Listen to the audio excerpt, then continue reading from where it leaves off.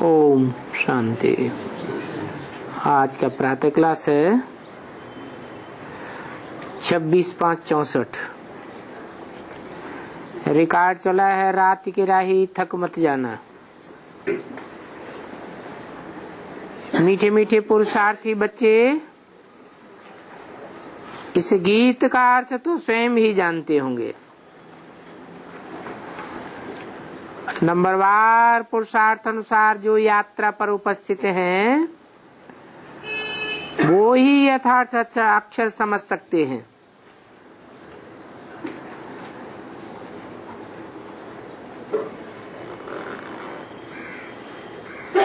रात की यात्रा क्या है? याद की यात्रा है।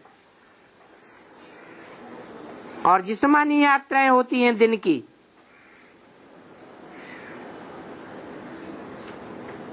अमृत बेला सूरज निकलने से पहले रात्रि होती है ना।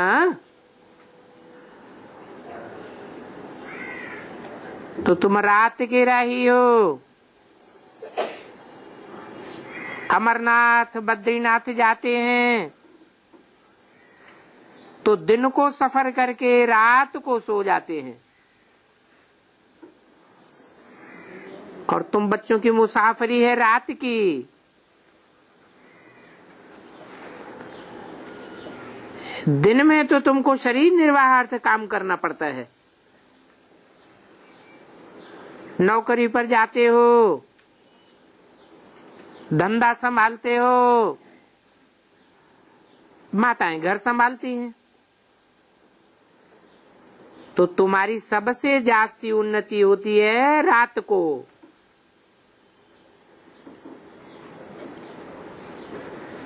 जबकि सब मनुष्य सोए रहते हैं।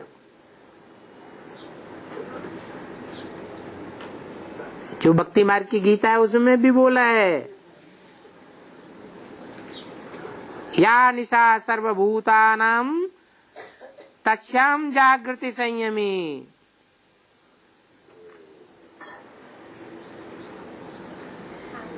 जो संपूर्ण इंद्रियों का दमन करने वाले होते हैं, इंद्रियों को कंट्रोल करने वाले होते हैं,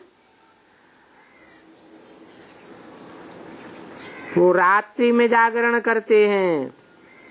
जिस रात्रि में सारी दुनिया सोती है। तो तुम्हारी यात्रा उस समय बड़ी अच्छी हो सकती है। गैन भी है रात गंवाई सोए के, दिवस गवाया खाए के। मनुआ जीवना मोल है कौड़ी बदले जाए।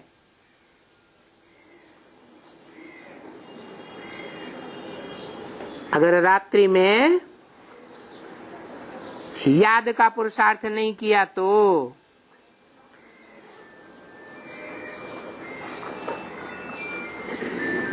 तुम्हारी यात्रा रात की बहुत अच्छी है। वो भगत लोग भी सवेरे अमृत वेले याद में रहते हैं। बच्चे अपनी उन्नति करना चाहते हैं तो आप राय देते हैं, हे बच्चे नींद को जीतने वाले बनो। और 5000 वर्ष पहले भी तुमको ऐसे ही कहा था। बल सवेरा होने के बाद सो जाओ, लेकिन अमृत वेले रात्रि में जरूर याद करो। एक पहाका है, सवेरे सोना सवेरे उठना। ये गुण मनुष्य को बहुत बड़ा बना देता है। बरोबर तुम इतने साहूकार बनते हो जो कब कोई भी जन्म में तुमको पैसे की परवाह नहीं रहती है।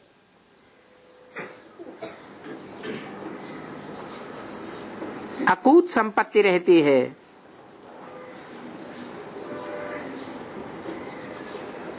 21 जन्म के लिए तो तुमको पक्का वर्षा मिल जाता है, और वो भी शिवालय में वर्षा मिलता है। वैश्यालय में तो तुम जन्म बाई जन्म पुरुषार्थ करते हो, और अभी का तेरा पुरुषार्थ तो 21 जन्मों के लिए बन जाता है। द्वापर कलयुग में तो इस जन्म में दान पुण्य करेंगे, अगले जन्म में प्राप्ति करेंगे। एक जन्म की प्राप्ति बनती है, आधार बनता है। यहाँ का पुरुषार्थ तुम्हारा 21 जन्मों की प्राप्ति कराता है। तो ये वंडरफुल बात है। ऐसा कोई पुरुषार्थ कराने वाला है नहीं दुनिया में, जैसा बाप तुमसे पुरुषार्थ कराते हैं। अविनाशी बाप है ना, तो अविनाशी बाप तुमसे अविनाशी पुरुषार्थ कराते हैं।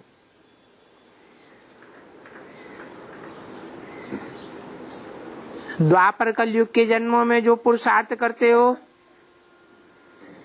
वो तो एक जन्म के लिए विनाशी हो जाता है। यहाँ तो तुम 21 जन्मों के लिए अविनाशी पुरुषार्थ करते हो। इस दुनिया में भी मनुष्य पैसे के लिए क्या नहीं करते हैं। बाप बच्चे को, बच्चे बाप को मार डालते हैं, पैसे के लिए मार डालते हैं। ये बात उस समय की है जब दुनिया में पैसे की बहुत भीड़ पड़ती है। सबकी बुद्धि में पैसे की कमाई ही कमाई लगी रहती है। वहां नई दुनिया में तो पैसे की भीड़ की बात ही नहीं। अभी अविनाशी बाप से अविनाशी वर्षा लेना है तो अविनाशी बाप को, अविनाशी वर्षे को याद भी करना है, और तो कोई भी तकलीफ नहीं देते हैं। सिर्फ 2 अक्षर हैं, मन मना भव। इसको महामंत्र कहा जाता है। बस ये 2 अक्षर याद करने से तुमको राज तिलक मिल जाता है। अब इस याद में है बेस। जितना जो याद करेंगे, बाप की कितनी महिमा है 2 अक्षर की। योग और ज्ञान, शास्त्रों आदि के ज्ञान की यहाँ कोई बात नहीं है। सिर्फ 2 अक्षर याद करने के लिए कहते हैं, तो वो भी कहते हैं हमको फुर्सत नहीं है, हम याद नहीं कर सकते, हम तो घड़ी घड़ी भूल जाते हैं। 2 अक्षर की याद की यात्रा नहीं कर सकते। तुम लोग गीत, कविता, डायलॉग आदि बनाते हो, याद करते हो। वास्तव में इन सब की यहाँ दरकार नहीं है। यहाँ तो अनपढ़ रहना है और चुप रहना है। क्या तुम बच्चे झाड़ और बीज को नहीं जानते हो? झाड़ और बीज को समझ नहीं सकते हो? कोई भी बीज को हाथ में लेने से उसका सारा झाड़ समझ में आ जाएगा। इस झाड़ में भी 4 युग हैं।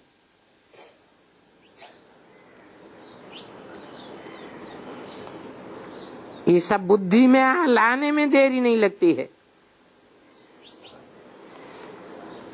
सेकंड में स्वर्ग की बादशाही मिल जाती है। सिर्फ यहाँ याद करना है। यहाँ तो सेकंड में साक्षात्कार कराया जाता है।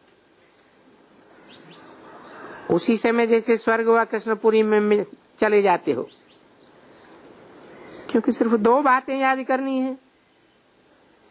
एक तो बाप की याद, और दूसरा ये नॉलेज बहुत ऊंचे से ऊंचे है, क्योंकि मनुष्य से देवता बनाती है। देवताएं तो पवित्र होते हैं, तो ये नॉलेज भी हमेशा ब्रह्मचर्य में पढ़ी जाती है। जब पढ़ करके घर संभालने लायक बन सके, तब बाद में शादी करनी होती है। अपने घर वालों को, क्रिएटर को क्रिएशन संभालनी होती है, इसलिए अपनी कमाई चाहिए। तो ये कमाई ब्रह्मचर्य में होती है। आजकल तो दुनिया वाले धन के भूखे हो गए हैं।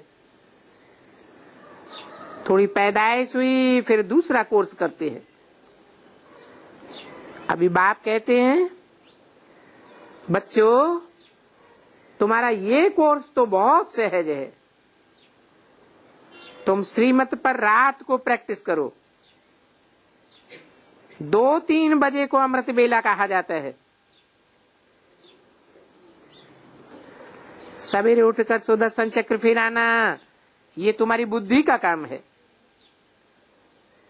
बाप का फरमान है, मुझे निरंतर याद करो, तो तेरे विकर्म विनाश होने चाहिए, नहीं तो तुम सजनियों को कैसे ले जाऊंगा।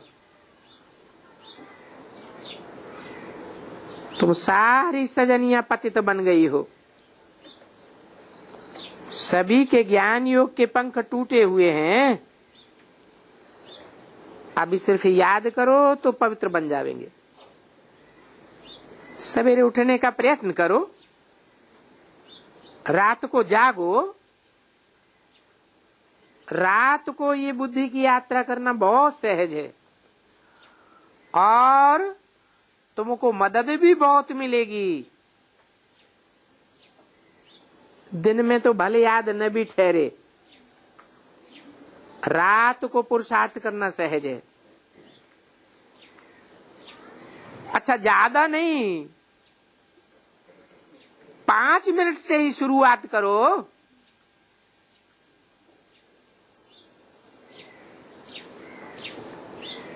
किस बात की शुरुआत?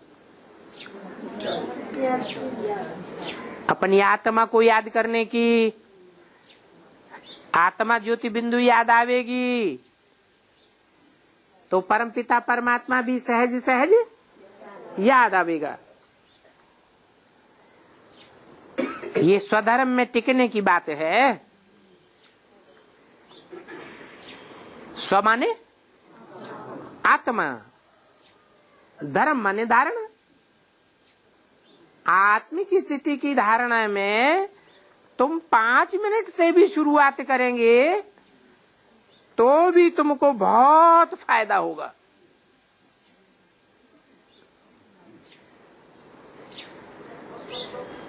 वो भक्ति मार्ग में भी गीता लिखी है। जब लिखी गई थी गीता, तो द्वापर युग सतो प्रधान था या तमो प्रधान था? सतो प्रधानता में सच्ची बात लिखी गई होगी या झूठी बात लिखी गई होगी? वहां भी आया है, स्वल्पम अप्यस्य धर्मस्य त्रायते महतो भयात्। महान भय से ये आत्मिक स्थिति के धर्म में टिकना महान भय से रक्षा कर देता है। ऐसा भी समय आवेगा, चारों तरफ भय के बादल मंडरा रहे होंगे। उससे तुम्हें थोड़ी सी भी याद होगी, आत्मिक स्थिति की थोड़ी सी भी प्रैक्टिस होगी, तो तुम उस भय से बच जावेंगे। दिन में तो भले याद ठहरे भी नहीं, रात को तो पुरुषार्थ जरूर करो। उस समय माया याद में विघ्न डालती है, परवाह नहीं। क्या माया बिघन डालती है, संकल्प विकल्प आते हैं, उसकी कोई परवाह नहीं। क्यों? क्योंकि हम जानते हैं 63 जन्मों की रील अभी घूम रही है। अच्छे बुरे कर्म उदय हो रहे हैं। अच्छे कर्म उदय होते हैं तो सहज सहज याद आती है, और बुरे कर्म उदय होते हैं, रील में घूमते हैं तो माया बिघन डालती है। तो मुख्य है याद। जानते हो हमको परमपिता परमात्मा पढ़ाई रहे हैं, तो उनसे पूरा पढ़ना है।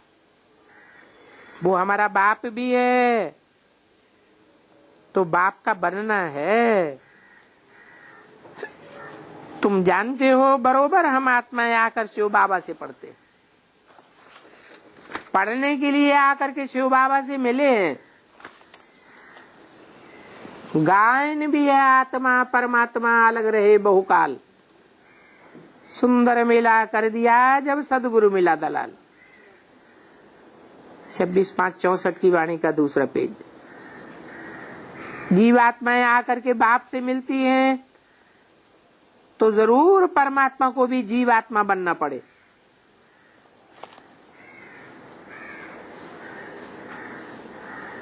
जीवात्मा माने ऐसी आत्मा जिसका अपना जीवन हो, और जीवन तो तभी होगा जब शरीर में आत्मा प्रवेश की हुई हो। परमपिता परमात्मा का अपना जीवन तो होता नहीं। क्यों? क्योंकि उनका अपना शरीर ही नहीं होता। वो तो सुप्रीम आत्मा है। आत्मा सुप्रीम है ना। आत्मा परमात्मा का रूप एक ही है। जैसे स्टार चमकता है, परंतु आत्माओं में 84 जन्म का पार्ट भरा हुआ है। बाप कहते हैं मैं भी स्टार हूं, परंतु मेरे में 84 जन्मों का पार्ट नहीं भरा हुआ है। फिर भी मैं ड्रामा के बंधन में हूं। 84 जन्म भले नहीं लेता हूं, तो भी मुझे इस सृष्टि पर एक बार आना जरूर पड़ता है। ये बात दुनिया नहीं जानती है। बाप कल्प कल्प संगम युग के सिवाय कब आ ही नहीं सकता। आफतें आदि तो बहुत आती रहती हैं। बाप कहते हैं उन आफतों के टाइम पर मैं नहीं आता हूं। मैं आता ही तब हूं जब सारी दुनिया पतित बन जाती है। मैं नई दुनिया का रचयिता हूं। क्या?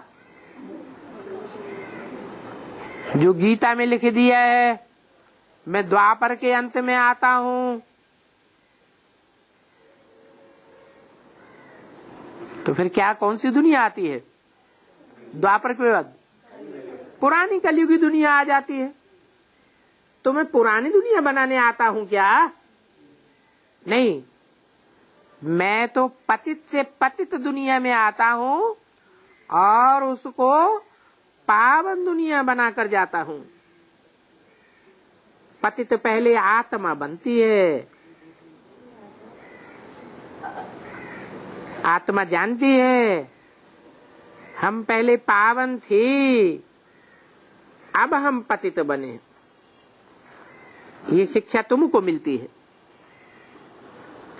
टीचर के सामने जो स्टूडेंट्स होते हैं उनको शिक्षा मिलती है। क्या कहा?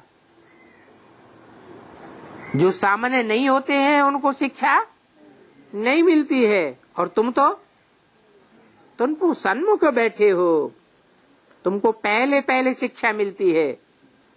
इन 5 विकारों को जीतो, योग अग्नि से विकर्मों को भस्म करो। इस विख ने तुमको कब्र दाखिल कर दिया है। कब्र में क्या होता है? कब्र में मिट्टी ही मिट्टी होती है। वो तो स्थूल मिट्टी है। ये शरीर मिट्टी का बना हुआ है। मिट्टी अर्थात देह अभिमान। कब्र दाखिल होना माने आत्मा देह भान में मिक्स हो जाती है। तो इस बुख को पॉइजन कहा जाता है। ज्ञान अमृत पवित्र बनाता है और बिखा पवित्र बनाता है। बिख से सदैव बिच्छू टिन्नन पैदा होते हैं। बाप को और वर्षे को याद करना तो बहुत सहज है। कई बच्चियां कहती हैं, बाबा हमको धारणा नहीं होती है, हम इन बहनों के मुआफिक समझा ही नहीं सकती है। बाप कहते हैं, लाडले बच्चे,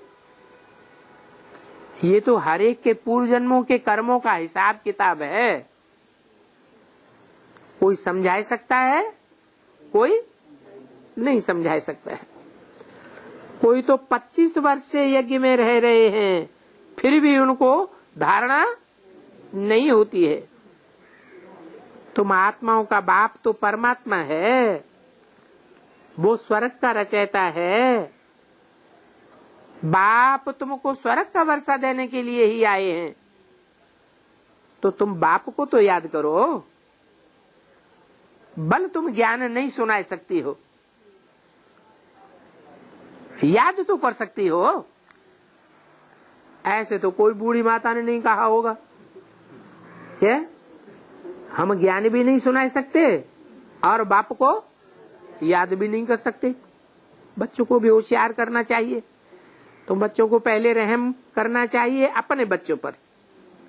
क्या चैरिटी बिगिंस एट होम। दूसरों को ज्ञान बांटते रहें और खुद के बच्चे स्वर्ग में जाने से वंचित हो जाए। तो बच्चे समझते हो, इस समय हम अपने मोस्ट बिलीव्ड परम पिता परमात्मा के सन्मुख बैठे हैं। कल पहले भी हमने निराकार बाप से बेहद का वर्षा स्वर्ग का लिया था। क्या मतलब? निराकार बाप से लिया था वर्षा, निराकार से कैसे वर्षा लेंगे? हैं? मैं जिस तन में आता हूँ वो पहले साकार होता है, साकारी स्टेज वाला होता है, बाद में पुरुषार्थ करते करते निराकारी स्टेज वाला बन जाता है। तो बाप कहते हैं, मुझे इस शरीर का लोन लेना पड़ता है। अभी तो किराए पर बैठे हैं। किस तन की बात बताई है? कौन सी तन में किराए पर बैठे हैं? ब्रह्मा की तन में किराए पर बैठे हैं। अपना न होने से जरूर किराए पर लेंगे। ये रथ है जिसमें कल्प कल्प रथी बनते हैं। रथ में रथी अब देख रहे हो ना। आगे तो गीता पढ़ने से कुछ भी समझ में नहीं आता था, अभी है? हाँ, अभी तो गीता पढ़ने से नई नई बातें खुल जाती हैं। कहाँ ये अर्जुन, वो घोड़ों का रथ बैठे दिखाई दिया है। एक अर्जुन की तो बात नहीं है। अर्जुन माने अर्जन करने वाला। क्या अर्जन करता है? क्या कमाता है? सद्भाग्य कमाता है, ज्ञान कमाता है। तुम सब इस समय अर्जुन हो, नंबरवार पुरुषार्थ अनुसार। इंद्रियों रूपी घेवड़े हैं, याद में रहते हो तो बाप की याद ही तुम्हारी इंद्रियों को कंट्रोल करती है। दिखाते हैं ना, अर्जुन के रथ में भगवान आया तो क्या किया? घोड़ों को कंट्रोल किया। तुम्हारी मन बुद्धि में लगाम लगाते हैं। अभी तुम्हारा बाप रथी है, बच्चों को कहते हैं मुझ बाप को याद करो। क्या कहा है? रथी कौन है और सारथी कौन है? तुम बच्चे मनुष्य आत्मा हो ना, तो मनुष्यों का बाप रथी है, प्रजापिता, और मैं सारथी हूँ, रथी के साथ रहने वाला। बच्चों को कहते हैं इस प्रजापिता को याद ना करो, बच्चों को कहते हैं मुझ बाप को याद करो। ये अंतर पड़ जाता है। कोई तो ब्रह्मा को ही याद करने लग पड़ते हैं, कोई प्रजापिता को याद करने लग पड़ते हैं। भक्ति मार्ग में भी बोल दिया है, राम के भक्त रहीम के बंदे हैं सब आंखों के अंधे। तुमको तो तीसरा नेत्र मिल गया। तीसरे नेत्र में क्या बात बैठ गई कि न हमें राम के ऊपर फिदा होना है और न कृष्ण के ऊपर फिदा होना है। हमने तो किसको पकड़ा हुआ है? हमने तो शिव बाबा को पकड़ा हुआ है।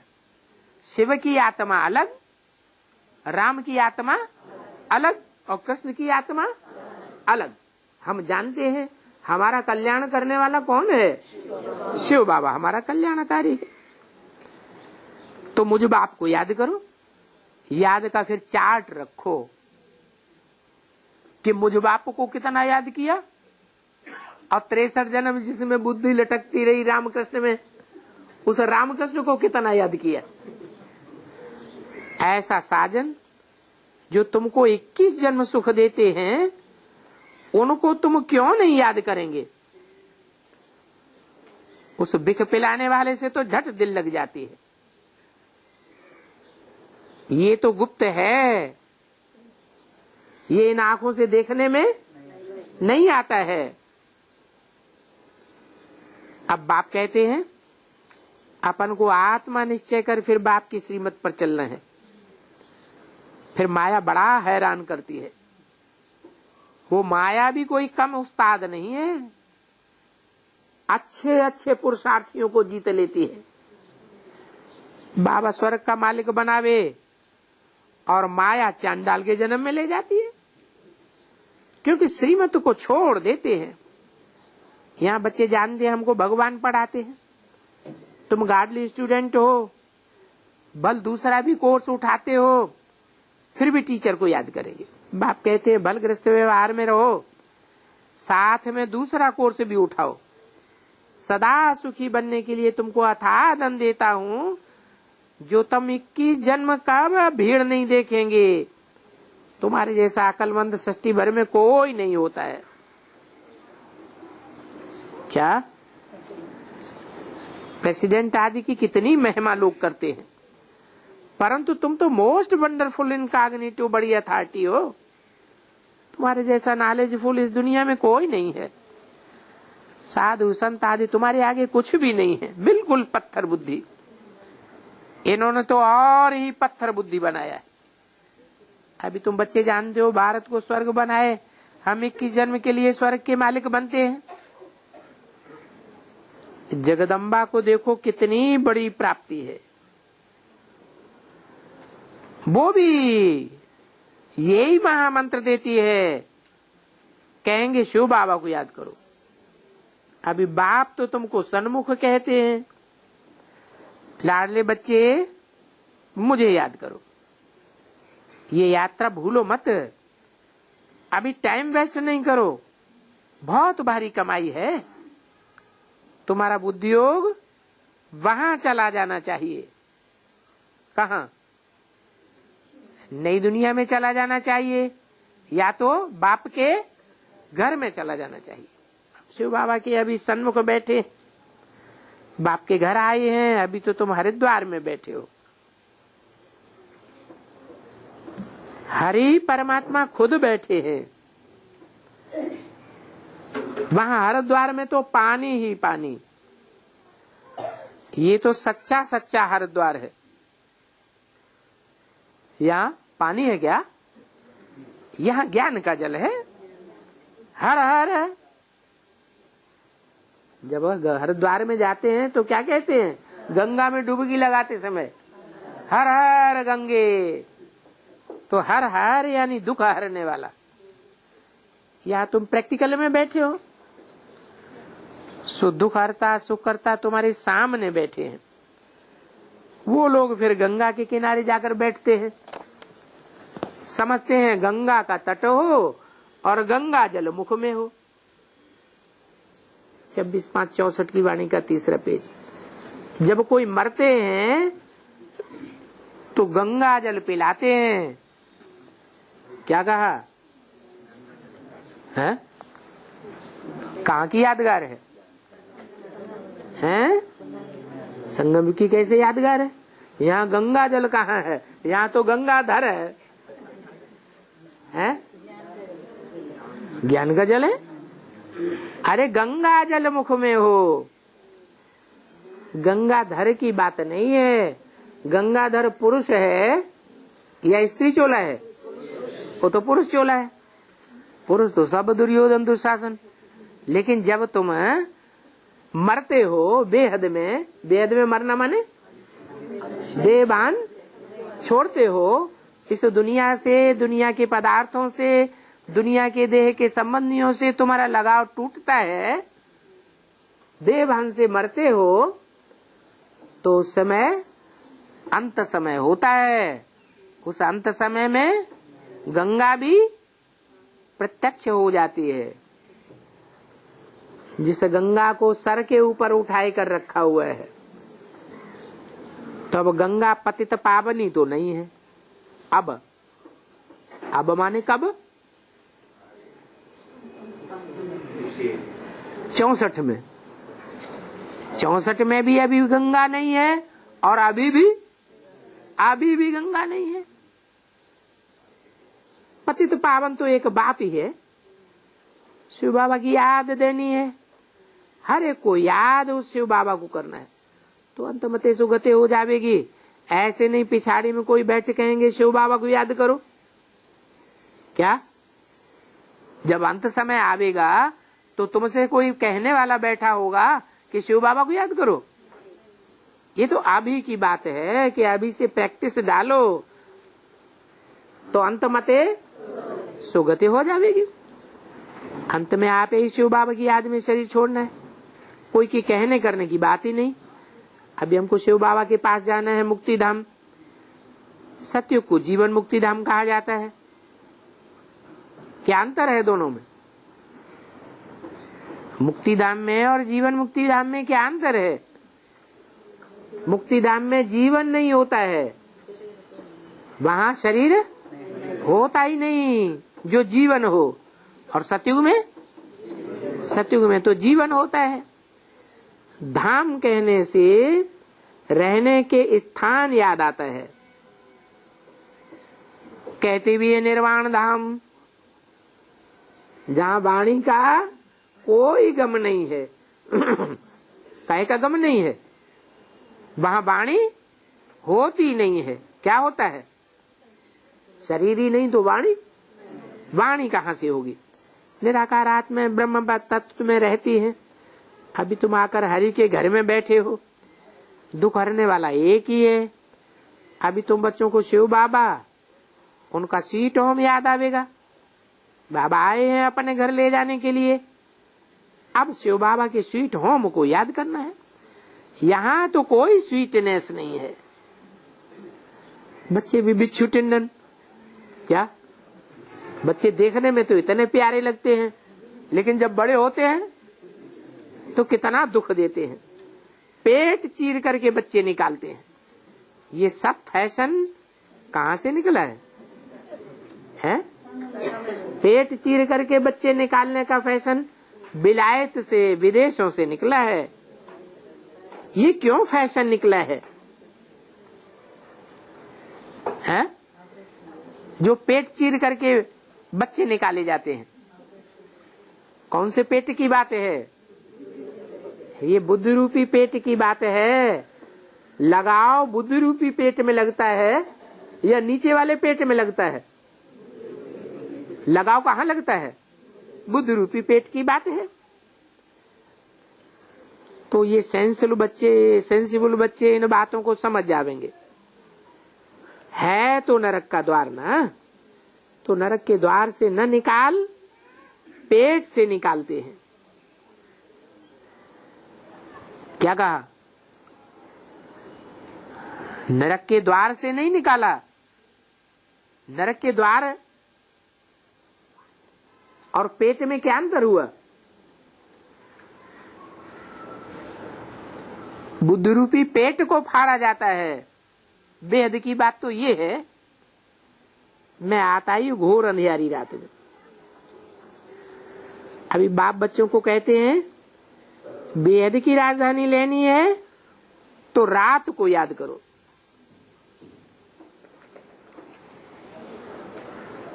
मैं आता ही हूं घोर अंधियारी रात में। ब्रह्मा की रात पूरी हो, दिन होता है, तो मैं आता हूं बेहद की रात और दिन के संगम पर।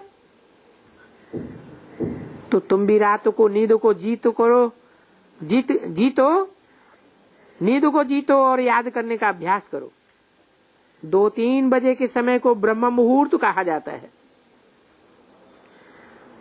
बाप शिक्षा देते हैं ब्रह्मा द्वारा कि रात को जाग मुझे याद करो, तो फिर तुम पक्के हो जावेंगे। माया बहुत सतावेगी, फिर तुम भी मेहनत करो। इसमें मेहनत सारी बुद्धि की है। उठते बैठते चलते फिरते याद रहनी चाहिए। बाप कहते हैं थक मत जाना रात के राही। रात को बहुत मजा आवेगा जब तुम्हारी प्रैक्टिस पक्की हो जाएगी। फिर वो नशा दिन में भी चलेगा। क्या कहा? जिनको रात में उठने की प्रैक्टिस पड़ जाती है, याद की प्रैक्टिस पड़ेगी, तो याद का नशा फिर सारा दिन उसी याद के नशे में रहेंगे। एक तो बाप को याद करो और अपनी तकदीर की महिमा करो। और सभी की तकदीरें तो फ्यूटी हुई है।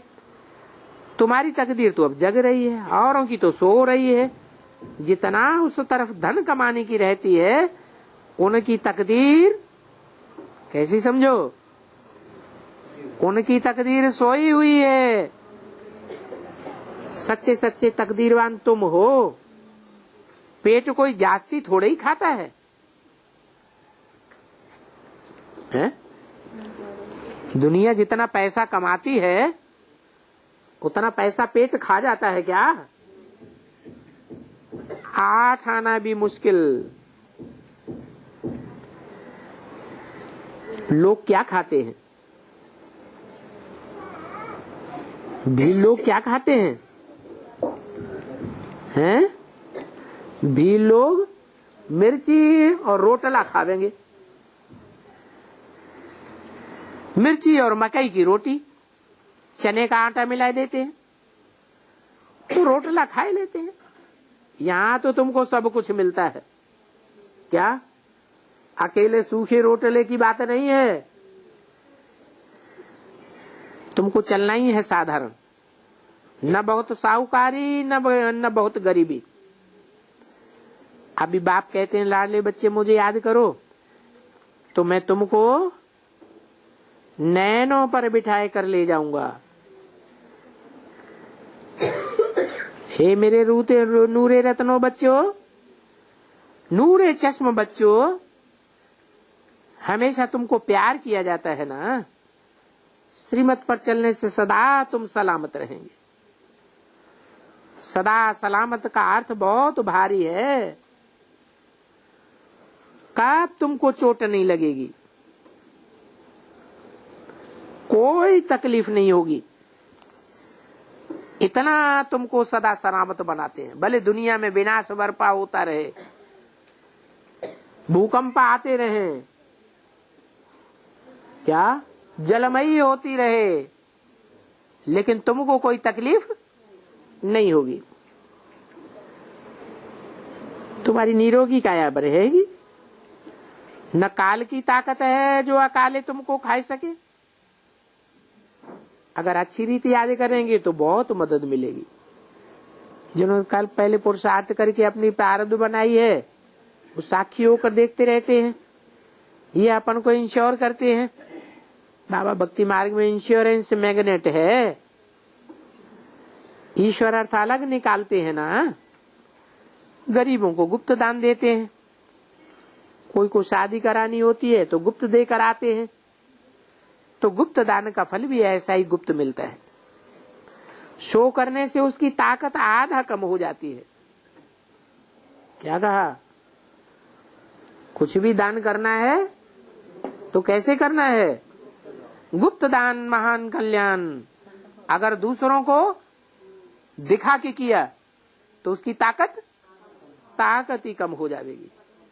मैग्नेट तो बाप है ना। तुम इंश्योर करते आए हो। जो जो जैसे जैसे अपन को इंश्योर करते हैं ऐसा उनको फल मिलता है। पाप करते हैं तो उसका दंड मिल जाता है। पुण्य का फिर अच्छा फल मिलता है। होते हैं हद के फैन तो पृष्ठ। कमाई से 8 आना 4 आना निकालते हैं ना। अब तो तुमको कंप्लीट फैन तो पृष्ठ बनना है। तुम इंश्योरेंस करो 21 जन्मों के लिए। गरीब होंगे तो उस अनुसार इतना इंश्योरेंस करेंगे। देखो मम्मा ने सिर्फ तन और मन इंश्योर किया। कन्याओं के पास तो धन होता ही नहीं है तो इंश्योर कहां से करेंगी? तो उनको इस बात का ख्याल नहीं रखना है कि हमने यज्ञ में कुछ भी नहीं दिया। वो फिर तन और मन से सेवा कर सकती है, कर रही है। इसलिए कन्याएं बहुत प्यारी लगती है। और ये कन्याएं ही फिर नंबर 1 में आ जाती हैं। बाबा तो अधर कुमार था। हाँ, कोई कुमार निकले, स्वयंवर रचे और पवित्र रह करके दिखावे तो अहो सौभाग्य।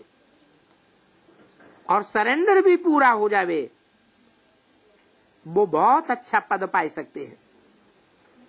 26/5/64 की वाणी का 4था पेज। बाबा समझाते हैं कर्मों का भोग भी सारा यहाँ चुकतू करना है। बम्मा बाबा को भी कर्म का भोग भोगना पड़ता है। दूसरे जन्म में गर्भ जेल में तो नहीं जाना है। इसलिए रहा हुआ हिसाब किताब यहाँ ही निकलेगा। ऐसे नहीं ईश्वर का बना हूँ फिर हमारी बीमारियों से रक्षा क्यों नहीं करते, खांसी से हमको क्यों नहीं छुड़ाते, ऐसे थोड़े ही कहेंगे। नहीं, कर्म भोग तो जरूर चुकतू करना पड़े।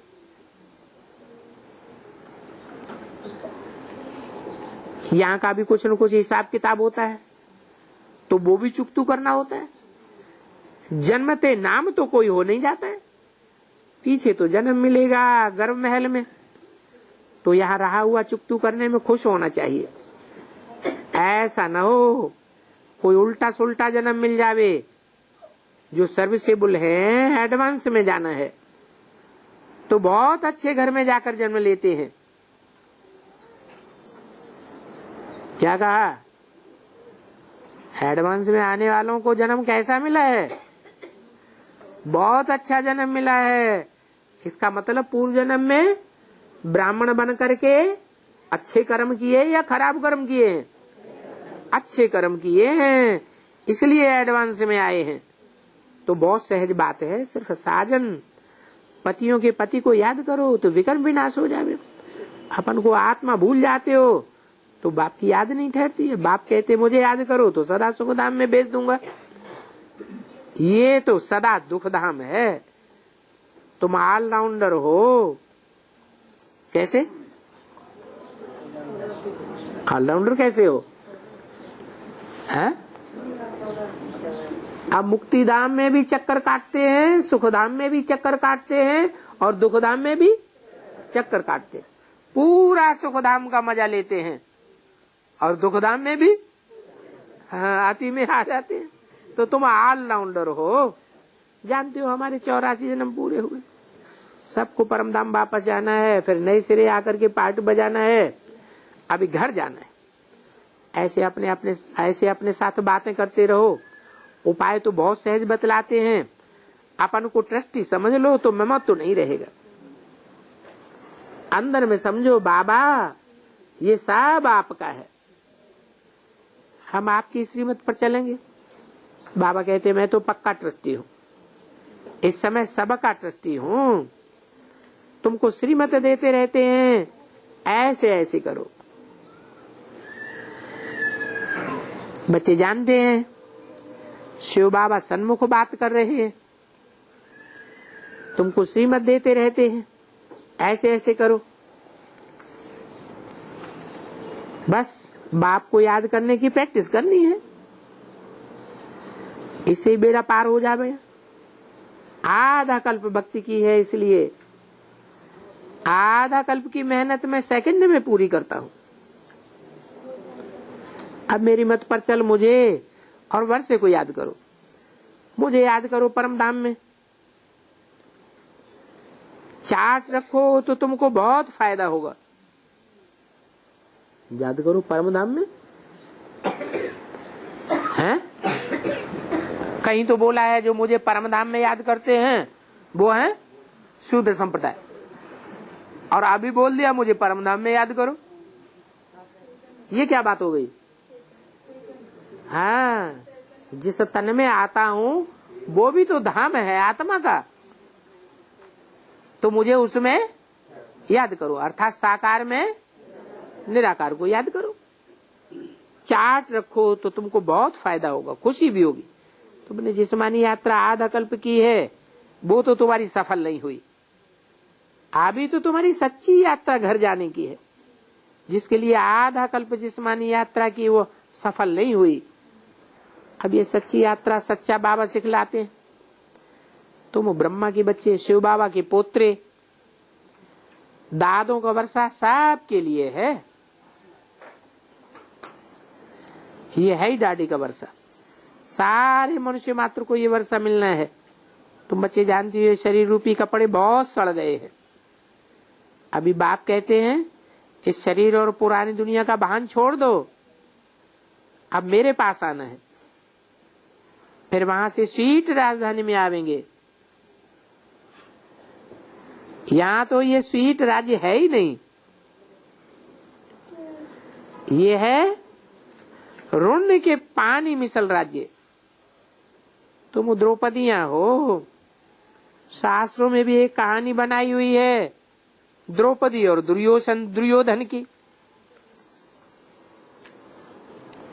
अच्छा, मीठे मीठे सिकीले बच्चों प्रति माता पिता बाप दादा का याद प्यार, क्योंकि बाप का बच्चों पर प्यार तो बहुत रहता है। कहते हैं जैसे हो वैसे हो, मेरे हो।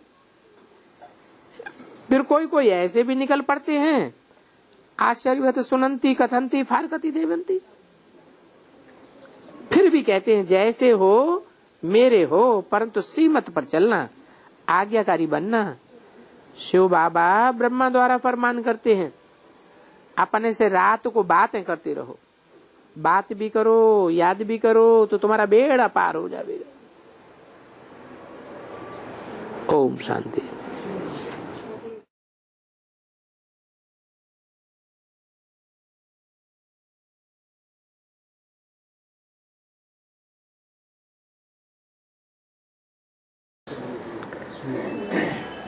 हाँ जी बाबा, यमुना नदी कंठे पर स्वर्ग होगा है? यमुना नदी कंठे पर स्वर्ग होगा बोला बाबा। यमुना नदी कंठे पर हाँ, यमुना के कंठे पर स्वर्ग होगा। बाद में कहाँ श्री कृष्ण का जन्म होता है वहाँ होता है स्वर्ग। हाँ, यमुना के कंठे पर वहां से शुरुआत होगी नई दुनिया की। ऐसे नहीं सिर्फ यमुना के कंठे में ही 2500 साल रहेंगे, और भी मीठी मीठी नदियां होती हैं। राजधानी तो बढ़ती जाएगी ना, संख्या बढ़ेगी या उतनी रहेगी? बढ़ेगी।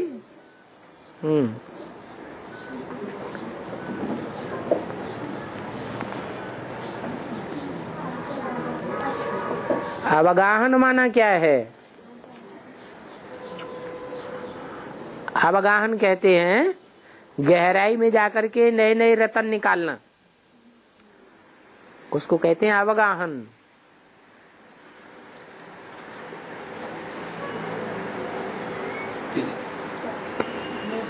अमृत बेला करने के लिए कैसा पुरुषार्थ करना है? कैसा क्या, अच्छा पुरुषार्थ करना है, अच्छी मेहनत करनी है, जागने का पुरुषार्थ करना है, याद करने का पुरुषार्थ करना है। माया भुलावेगी, बार बार भुलावेगी, तुम बार बार याद करो।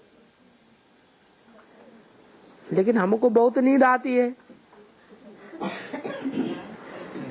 नींद आती है, उसके लिए तरीका बता दिया, मुरली में ही बता दिया। सरसों के तेल का ड्रापर बनाओ, आंख में डालने का ड्रापर होता है ना, उसमें से आधा बूंद लेकर के एक आंख में लगा दो, आधा पौना घंटा नींद उड़ जाएगी। फिर दोबारा नींद आए तो दूसरी आंख में आधा बूंद लगा दो, फिर आधा पौना घंटा उड़ जाएगी। ऐसे करते करते 2-3 बार करेंगे, अमृत बेला पूरा हो जाएगा, नींद खत्म हो जाएगी। 2-4 दिन करेंगे, फिर नींद आवेगी ही नहीं। ये सदा सलामत का अर्थ क्या है? सदा सलामत का मतलब है कुछ भी दुनिया में होता रहे, चाहे भूकंप आवे, चाहे बाढ़ आवे, चाहे मूसलाधार बरसात पड़े, चाहे पत्थर गिरे, लेकिन तुम्हारा शरीर में कोई चोट नहीं लगेगी अगर याद में रहेंगे तो।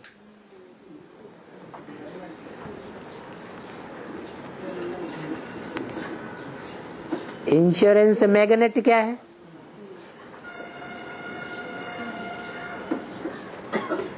वो मैग्नेट होती है ना, चुंबक, लोहे को खींच लेती है। तो ऐसे ही शिव बाबा भी चुंबक मिसल है, तुम्हारे धन को सुरक्षित रखेगा, गड्ढे में नहीं जाने देगा, मिट्टी में नहीं मिलने देगा, तुम्हारा सारा धन सफल हो जाएगा। और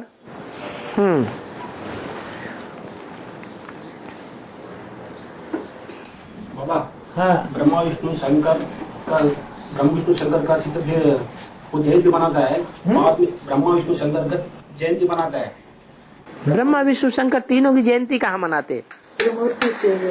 त्रिमूर्ति कहा, त्रिमूर्ति शिव जयंती। ब्रह्मा की जयंती तो भरतनाट्य पहनी, विष्णु की जयंती भी बेकार, शंकर की जयंती भी होती नहीं। शंकर तो जन्म मरण के चक्र में आता ही नहीं। तो ये जयंतियां तो सब बेकार है, लेकिन तीनों की इकट्ठी जयंती जब होती है तो कहा जाता है त्रिमूर्ति शिव जयंती।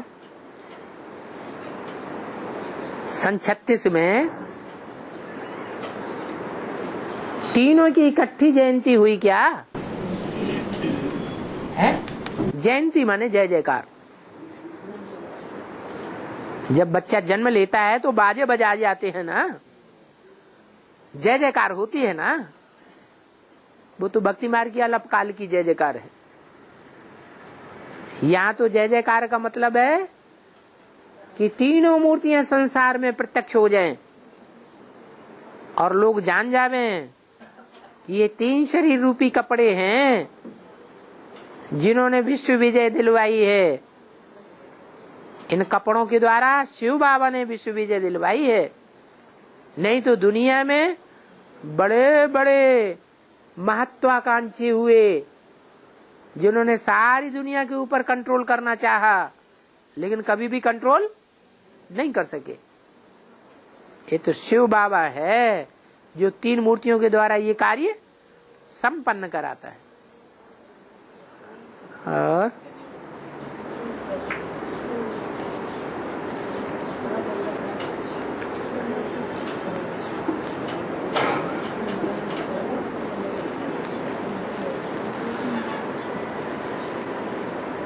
इच्छा मात्रम अविद्या। अविद्या का अर्थ क्या है?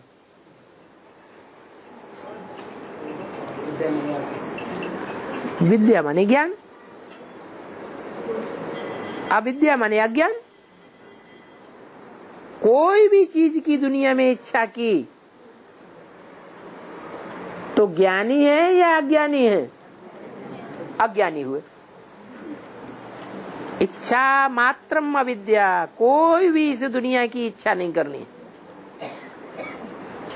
इच्छा करनी भी है तो नई दुनिया की इच्छा करनी है, बाप के घर में जाने की इच्छा करनी है, आत्म की स्थिति में टिकने की इच्छा करनी है और बाप की याद में सदैव रहने की इच्छा करनी है।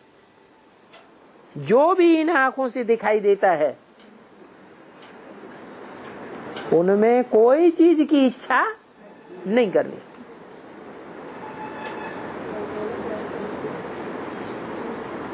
और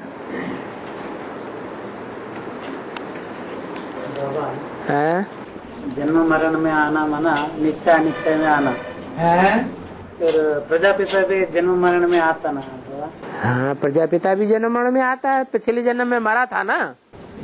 इधर ज्ञान में निश्चय है, ज्ञान में भी निश्चय अनिश्चय में। पिछले जन्म में प्रजापिता ने शरीर छोड़ा या नहीं छोड़ा? छोड़ा, क्योंकि पूरा ज्ञान नहीं था। जब पूरा ज्ञान ही नहीं था तो शिव बाबा की याद भी पक्की नहीं हो सकती। अभी सन 76 से प्रजापिता की आत्मा में पूरा ज्ञान होता है या अधूरा ज्ञान होता है? तो जब पूरा ज्ञान होगा तो शरीर छोड़ने की बात आएगी या नहीं आएगी? है? नहीं आएगी। जो शरीर छोड़ते हैं वो अज्ञानी हैं, भक्त हैं, भक्ति मार्ग के संस्कार वाले हैं। जो भक्ति मार्ग के संस्कार वाले हैं वो देह के संबंधियों को, देह के पदार्थों को याद करते रहेंगे। जो ज्ञानी है वो आत्मा की ही याद में लगे रहेंगे। आत्मा की याद अंत समय में उनकी पक्की हो जाएगी। तो ऐसे ज्ञानी कितने निकलेंगे जो शरीर नहीं छोड़ेंगे? हैं? कितने? 4.5 लाख। बाकी जितने भी होंगे वो सब भगत। आत्म की स्थिति में टिकने का अभ्यास कर ही नहीं सकेंगे पूरा। कोई न कोई देहभान आता रहेगा, कोई न कोई भक्ति मार्ग के संस्कार बने ही रहेंगे, इसलिए उनको शरीर छोड़ना पड़ेगा।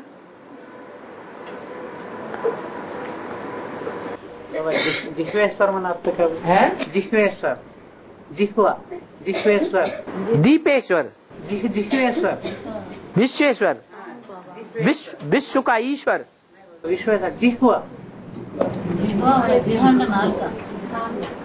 जिह्वेश्वर का तो नाम है बाबा। जिह्वेश्वर, जिह्वेश्वर, जिह्वा, ये जिह्वा, हाँ, जिह्वा का ईश्वर,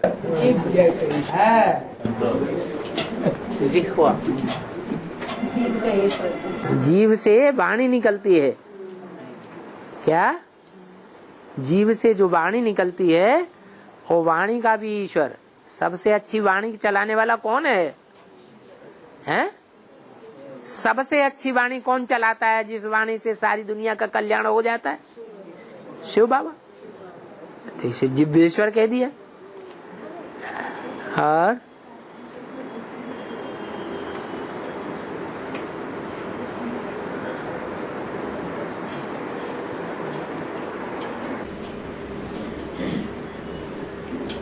बाबा सतयुग में मूर्ति टाकी का इशारा भाषा रहेगा, बाद में एक ही भाषा, बाद में एक ही भाषा आते हैं, वो भाषा सिखाने वाले भी आते हैं। बोले सत्युग त्रेता में क्या रहेगा? सतयुग में पहले मूर्ति टाकी का भाषा रहेगा, इशारा का भाषा, इशारे की भाषा होगी। माने मन के वाइब्रेशन इतने तीखे होंगे कि कैच करने वाले भी तीखे होंगे और मन के वाइब्रेशन छोड़ने वाले भी तीखे होंगे। मन सबसे बड़ी इंद्री पूरे कंट्रोल में रह करके कार्य करेगी, इसलिए दूसरी इंद्रियां चलाने की दरकार ही ज्यादा नहीं पड़ेगी। इसलिए बोला वहां इशारे की भाषा होगी, यूं किया और बस पंछी उड़ा जोर से, यूं किया पंछी मुड़ गया इधर, यूं किया पंछी उड़ गया ऊपर, यूं किया पंछी आया नीचे।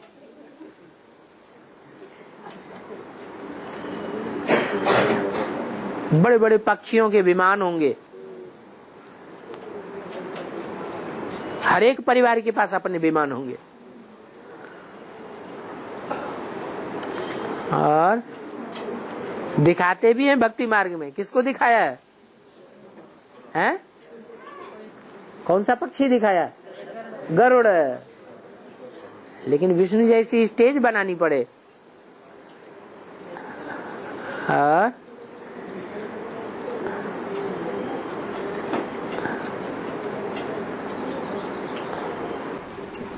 एक क्षेत्र में मुक्ति और जीवन मुक्ति नंबर 1 है। एक आंख में मुक्ति और दूसरी आंख में जीवन मुक्ति रहे। दाई आंख और बाई आंख 2 आंखें हैं ना, तो दाई आंख में जीवन मुक्ति रहे और बाई आंख में मुक्ति रहे। त्रिमूर्ति है। त्रिमूर्ति में असल में कितनी आत्माएं हैं? 3 है। असल में तो त्रिमूर्ति में 2 ही हैं, राम और कृष्ण। जब दोनों के संस्कार मिल जाते हैं तो विष्णु बन जाता है। तो राम वाली आत्मा लेफ्ट में है या राइट में है? Right left. ब्रह्मा की आत्मा क्या है? राइट। ब्रह्मा की आत्मा राइटियस में है और शंकर की आत्मा लेफ्ट में बैठी हुई है। ये शिव बाबा की 2 आंखें हैं। क्या? एक आंख में मुक्ति और एक आंख में जीवन मुक्ति। ब्रह्मा क्या प्राप्त करेगा? मुक्ति प्राप्त करेगा। उनकी आंख में जीवन मुक्ति रहती थी, स्वर्ग में जाऊंगा। और शंकर की आंख में क्या रहता है? पहले मुक्ति, पहले बाप के घर जाना है। शंकर द्वारा मुक्ति और ब्रह्मा द्वारा जीवन मुक्ति। ब्रह्मा वो दाढ़ी मूछ वाला नहीं, वो ही दाढ़ी मूछ वाला ब्रह्मा जब शरीर छोड़ता है तो कोई माता के तन में प्रवेश करता है। उस माता के द्वारा स्वर्ग के गेट खुलते हैं, तो कहा जाता है ब्रह्मा द्वारा जीवन मुक्ति। जीवन मुक्ति माना स्वर्ग। और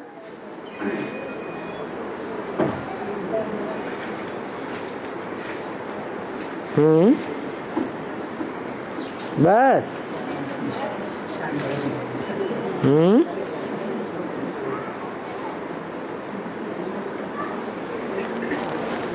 ओम शांति।